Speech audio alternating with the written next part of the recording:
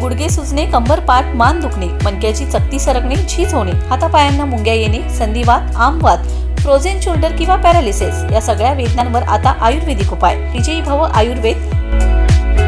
गुडघे व मणक्यांच्या विकारावर विशेष आयुर्वेदिक उपचार केंद्र. नेवरी, तालुका कडेगाव, जिल्हा सांगली. पुणे त्रिमूर्ती चौक, धनकवडी. मुंबई दादर पश्चिम. आजच संपर्क करा.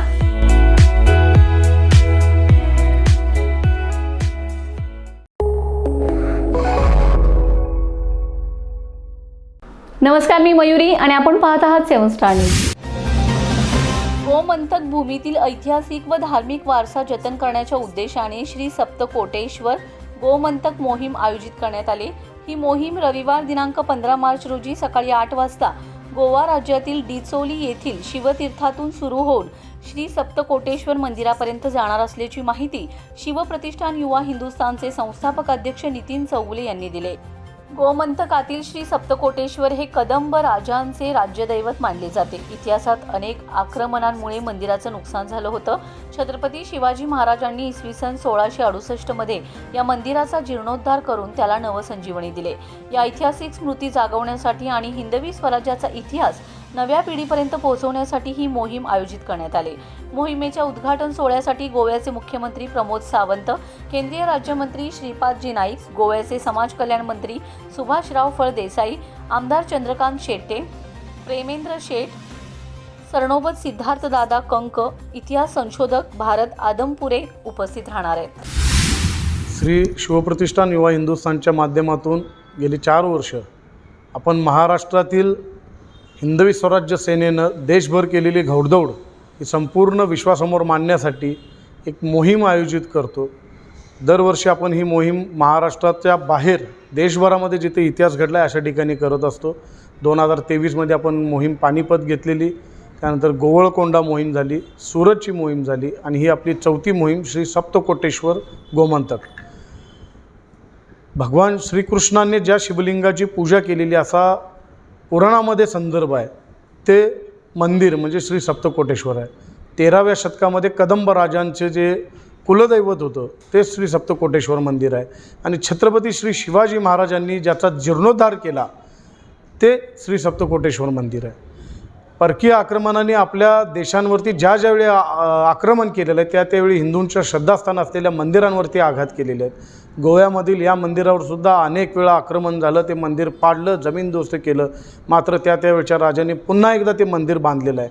मात्र ज्यावेळी पोर्तुगीजांनी हे मंदिर तोडून त्या ठिकाणी एक चॅपेल बांधलं आणि भगवान शिवलिंगाचं भगवान शंकराचं शिवलिंग विहिरीमध्ये टाकून दिलं.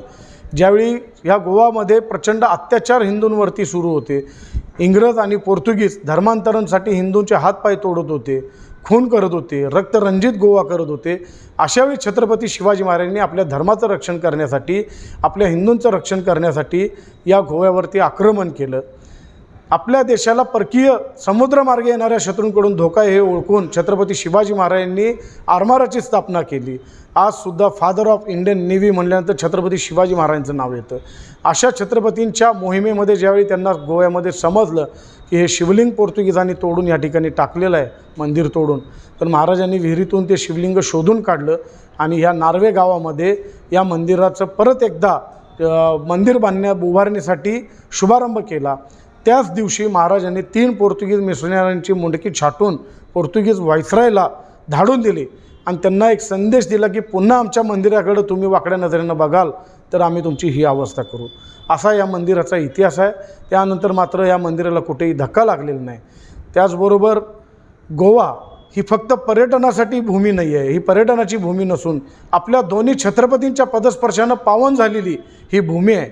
आपल्या पूर्वजांच्या रक्ताने पावन झालेली ही भूमी आहे आणि त्या ठिकाणी असणारे छत्रपती शिवाजी महाराजांचे अनेक गडकोट, जे मर्दनगड आहे, दुर्भाटचा किल्ला आहे, जुव्याचा किल्ला आहे, अशा अनेक गडकोट आहेत. ते गडकोट आणि तिथं असणारी मंदिरं, ते शांतादुर्गा मंदिर आहे, मंगेशी मंदिर आहे, श्री सप्तकोटेश्वर आहे, या मंदिरांच्या भूमीने पावन असलेली ही गोमंतक पुण्यभूमी आहे. हा संदेश संपूर्ण देशाला, संपूर्ण विश्वाला देण्यासाठी आपण ही मोहीम यावर्षीची आयोजित केलेली आहे. या मोहिमेमध्ये गोवा राज्याचे मुख्यमंत्री माननीय प्रमोदजी सावंत साहेब, त्याचबरोबर केंद्रीय राज्यमंत्री श्रीपादजी नाईक साहेब, गोवा राज्याचे कॅबिनेट मंत्री सुभाषजी फळदेसाई, तिथं असणारे आमदार, त्या मतदारसंघातील दोन्ही आमदार माननीय चंद्रकांत शेट्टेजी, प्रेमेंद्र शेट्टे साहेब, त्याचबरोबर पुण्यामधील एक इतिहास संशोधक आमचे भारतराव आमदापुरे साहेब, चेतनजी राजहंस आहेत सनातन प्रभाचे, हे सगळी मंडळी त्या ठिकाणी उपस्थित असणार आहेत.